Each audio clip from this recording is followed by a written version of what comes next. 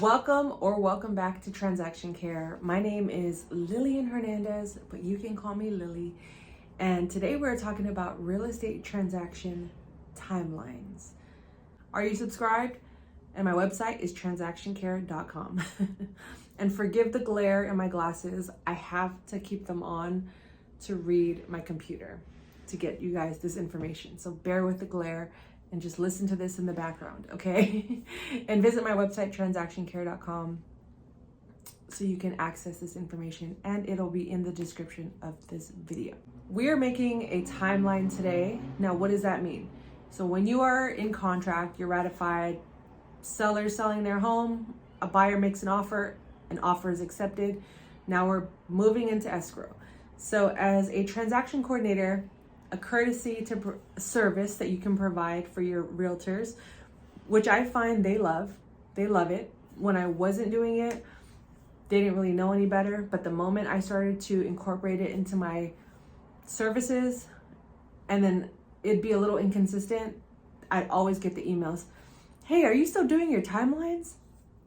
And I'd say, "Oh, yeah, I'll do those." So I kicked it up a notch and started incorporating it for every single transaction that comes across my desk. So what does that look like? Now, you can do a simple version with a Word document. Some brokerages will have it built into their platform. Nowadays, a lot of brokerages are creating their own apps on the back end where it comes with a timeline feature. You can also use a transaction management platform. Those are usually built in as well.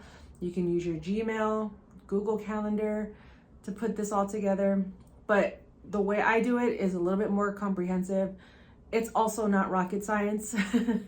So as long as all of this information is within this document, you're good to go, okay? Like I said, keep it simple to the point. And then if I'm using a Word document, I just convert it to a PDF and then send it off to all parties involved. And as an added courtesy, you can send them Google Calendar invites as well. So let me know in the comments before I break down this timeline how you do it and how you've done it. It's different for every realtor that I work with, depending on what brokerage they work with. Some I still do manually on a Word document. Others I use the brokerage platform it's built within. So let me know. And now let's get into the good stuff. So first line is your property address. Address, city, state, zip code, county, just like that. Then you want to put your sales price, additional information such as 1031 exchange, rent back, just so you can have knowledge and everyone is aware that within this transaction, this may occur that could affect the closing or the timeline of it all.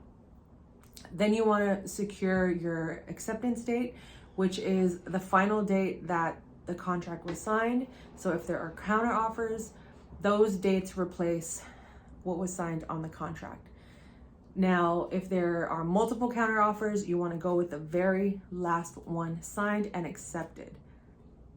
So if there's a seller counter offer, which is usually the first counter, then buyer, then seller, then buyer, then multiple counter offers. It could go on. It could go on for multiple documents, but the last one is your acceptance date. And look for any terms that were agreed upon within those counter offers as well, if they apply. Some contracts don't have counters, so then you just stick to the dates on the contract. So you want to look up the next key date after your acceptance date is when is the earnest money deposit due? So your deposit, which is generally a percentage of the purchase price to be held in escrow as proof, like, hey, I'm serious about buying this house. Here's my money. If I fall out of contract, you can have it. Or if I'm not happy with the house, give me my deposit back.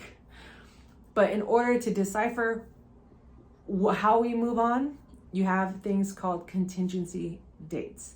So these are just conditions on the property, on the escrow, based on how the buyer wants to proceed with purchasing the house. So you typically will have inspection, loan, and appraisal. on the contract as just defaulted as options. So you as a buyer have to make a decision. Do I need to inspect the property? Is my purchase contingent upon my loan? Is it contingent upon an appraisal? So you would negotiate that between you and your realtor and you and the seller. So once you have a clear understanding of how many days you have, generally it can vary from 1 to 10 days to 30 days, just depending on how the contract is negotiated.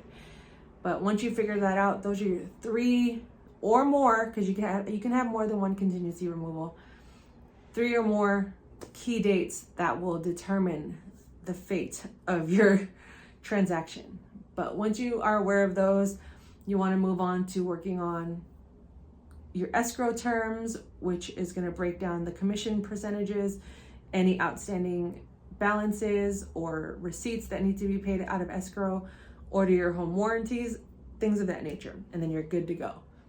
And then your close of escrow date, or the estimated close of escrow date, generally 30 days. Some contracts, I had one that was recently 10 days, 7 days, 60 days, 45 days. It just depends. It's up to you to find that, what it says on the contract, and then count from that last counter offer or from the contract, how many days and when it closes. Then after that, I'm going to breeze right through this. You have your contacts, everyone involved, from your realtor. So if you represent the sellers, then it's going to be the listing agent, the seller's name, never their contact information. So don't, because this is going to be publicly shared with all of these people. So you don't want to include our clients' personal information and private information, such as phone numbers and emails, because not only do you not want to share it, but the other agent might poach your clients.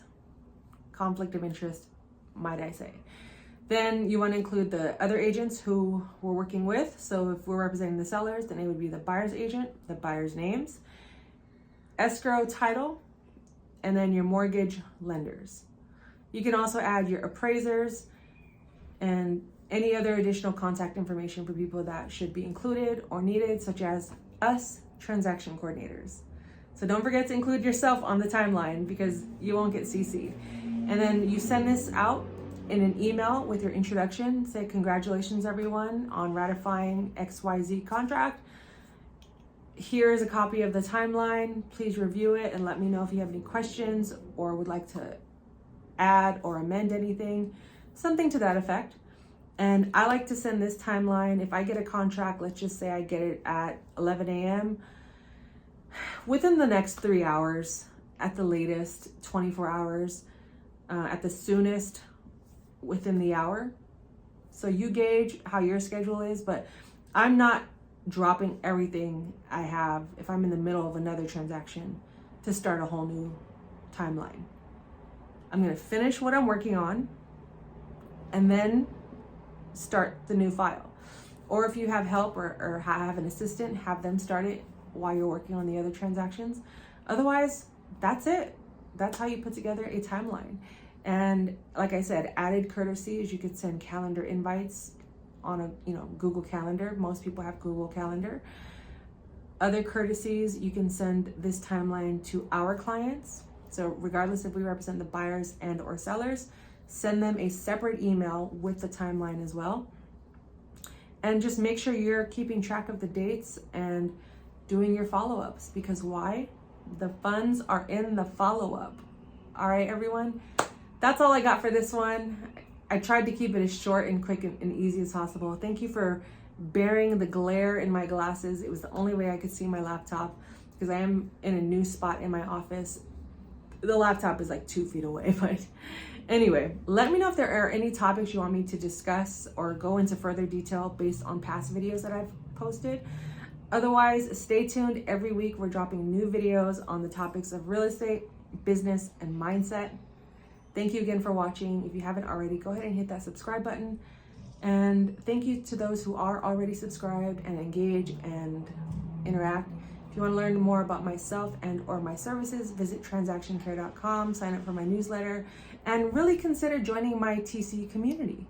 It's a good time over there. We go more in depth in topics like this. I share my templates, my checklists, my secrets, my day-to-day life as much as I feel like sharing. But other than that, it's a good time over there.